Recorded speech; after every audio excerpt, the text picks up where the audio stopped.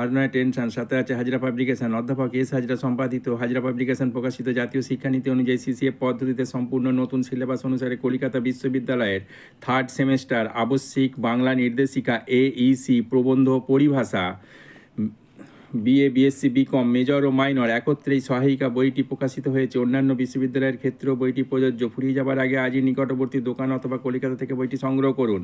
অনলাইনেও আমাদের সমস্ত বই পাওয়া যায়। হাজরা পাবলিকেশনের বই সাথে থাকলে পরীক্ষায় নো টেনশন এবং ফার্স্ট ক্লাস অর্জন।